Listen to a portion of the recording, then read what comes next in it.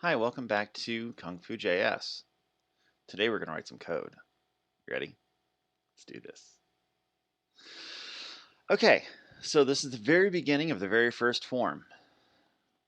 So I hope that I'm conveying the level of excitement that I actually feel about this.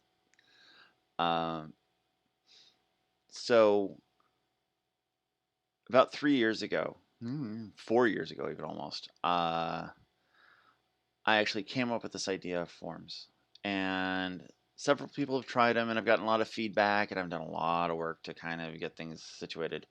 But the fact that I'm actually walking through them with you and anybody else that's watching this video is really exciting to me because that means that I'm actually sharing something that I felt was important 4 years ago, and I think it's still important today.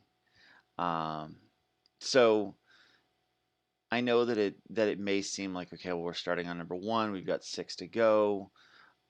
Yeah, there's a long road, but every video, every step you take, you're going to be closer to that learning that maybe you're trying to attain.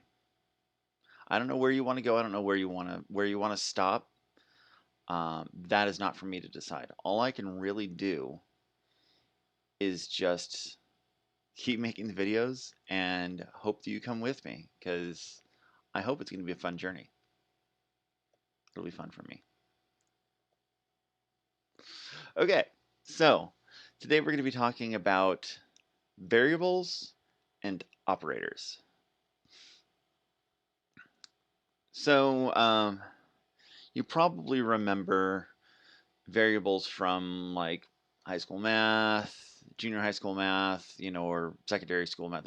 I don't know where you are, but there is that point in time where in some sort of foundational education where you do algebra and you start getting introduced to variables, that kind of thing. Variables kind of sort of draw inspiration from that, but they don't work quite the same way. Um, so if you can imagine, like in math, you would say, okay, well, I'm going to set x equal to this thing, and then I'm going to have a computation, right? Once x is that value, it's done, right? You're just computing. You don't think about like, well, what if I changed x to this other thing, right? That would be a separate question, a separate computation. In programming, variables are a little more fluid, especially in JavaScript, where you can say like, right now a is this value, but then now a is this other value. And so we're going to take a look at how that all kind of works. So let's start off and let's just have a variable called a. So I know I've been kind of prattling on. Let's actually take a look at what I'm looking at. This is the browser. This is where I'm pulling all this information from. Okay. So you should have a variable called a. We have tests. These tests are going to verify that you got it right. So you don't need me actually there physically saying, oh, yep, you got that right. Oh, yeah. Look at that. Yep, sure. It will tell you. This is my surrogate for you. I wrote this specifically to look over your shoulder. Yeah, the program is standing right behind you. Sorry about that. It's a little creepy, but that's okay. You get used to it after a while. Anyway, um, so the test says I should have a variable called a. Let's create a variable. In JavaScript, you create a variable, and right now we'll start off with var. So you say var means variable a. That's it. That's a variable. It's the variable a. It exists. It doesn't hold anything. It doesn't mean anything right now. It's just a.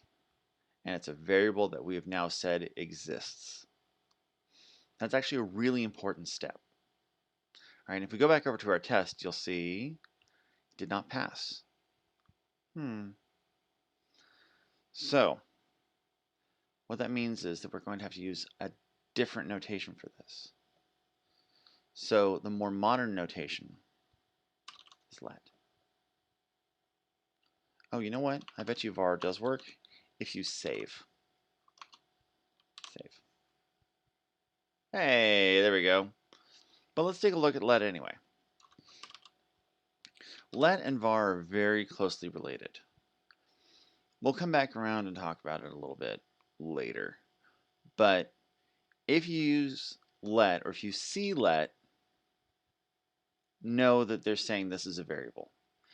It's actually more important that you just see it and know that it exists than you actively use it right now. Right? So let is fine, var is fine. Either one of those is fine. Okay. Now, what does the next test say? We should initialize a with the value 5. Okay. So initialization. So right now, this is called declaration. Declaration says, I have a variable. That variable exists. It is called a. I declare it so. I have declared a variable. But we haven't assigned anything to it yet. So what you do to actually say, I have a variable and it's equal to this thing, we say, okay, so we've got a equals 5. So now we have a variable we've declared called a. We've initialized it to the value 5. Declare, initialize. All in one line. Right? So we're saying let a equal 5. See how let is nice? It actually kind of sounds like English, right? Let a equal 5. It's very Shakespearean. So mote it be. Let it be so. Okay, so now we have our first and second tests passing. We have a variable called a. It's initialized to the value 5. So with declaration and initialization, there's also a concept called assignment. Right? So assignment by itself looks like this. We would say like a equals 99. Right? We've now assigned 99 to a. P.S. that does not pass the test. We come back and take a look. Still red, right? We assigned it a value, but we didn't assign it the right thing. But this assignment idea is really critical, right? You'll note that it didn't scream and fall apart. You know, my computer didn't catch on fire. I just assigned a new value to a. I said, first it's 5, now it's 99. And as you sing bottles of beer, it will decrease. So, what are we missing? What do we need in order to pass this next test? We have assignment, which was kind of like initialization, right? We're using that same equal. A is on the left-hand side, the value is on the right-hand side. By the way, that's how you do it. It has to be the variable's on the left-hand side and the value is on the right-hand side. If you do it the other way around, it gets sad. The computer will scream at you. It will say, I don't know how to do that. You've given me things in the wrong order. By the way, it'll say something much more technical and much less informative than that. But basically it's saying, you did it in the wrong order. You put the value on the wrong side and the variable on the wrong side, and you can't assign a variable to a value. It doesn't work. You have to do it. Left is the variable, right is the value. But we're missing something, right? We're saying we should assign the sum of 3 and 7, which is 3 plus 7, to a. Well, it turns out that 3 plus 7 in JavaScript is just like 3 plus 7 in math. So we say 3 plus 7. I'll go ahead and save that. We'll take a look. We have a passing test. Okay. So this introduces one more new concept. And this is about as far as we're going to go today, but it's really important. So we've looked at assigning, declaring, initializing, and now this is an operator. There are a number of different kinds of operators that come in JavaScript. And actually, if we take a look real quick, we'll just Google this. So we'll say JavaScript list of operators. So here we'll do W3 schools. It's not my favorite reference, but it's enough for the moment. So if it ever loads. There it is. Okay, so here are arithmetic operators. So addition, subtraction, multiplication, division, modulus. Don't worry about it right now. Increment and decrement. right? That'd be the same as adding 1 or subtracting 1. Here are assignment operators: equal, plus equal, minus equal, times equal, divided equal, modulus equal. And string operators, comparison operators, conditional operators, logical operators, bitwise operators, and on and on and on. It's a fairly lengthy list.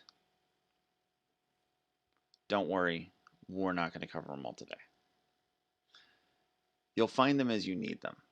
I want to know what the remainder is. That's modulus. That's how you find that stuff. It's going to come up as you need it, not through just like, oh, well, we're going to sit and study these charts because studying charts is boring. So we're not going to do that. So know that they're operators. And most every operator that you know that you're used to from doing anything mathematical is going to be about the same here. The only difference is times is not x, times is the star, plus is the same, and divide is slash, right? So you got plus, minus, times, and division, right? So that's our test. Okay. Let me see here. Do we want to cover these? You know what? Let's stop here.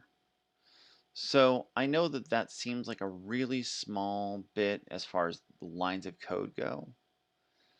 But as far as vocabulary and concepts, that's actually a healthy chunk. So this might be a good thing to kind of meditate on. If you've never written any program or done any kind of programming at all, if you've never written any code anywhere, think about this, meditate on it. This is how you use variables in JavaScript. This is how you assign things to them. This is how you use operators. And this is kind of how it all fits together. So in those 2 lines, we've packed in a lot of information. And we're going to use all this information in the upcoming videos. So understanding what a variable means to you, right? Because there's there's the concept of the general, like this is a variable and you have a technical definition of it. But what you actually understand a variable to be, because everybody has a metaphor that they use. Mine is basically like a bucket, right? It's a bucket that holds a value. I can stick whatever I want in it. There it is, right? But for you, it might be something different. So think about what a variable is to you. Think about what it means to assign something. Are you putting it in the variable? Are you pointing from the variable to it? What are you doing when you think about that? That's all I've got for you for today. So until next time, do some Kung Fu.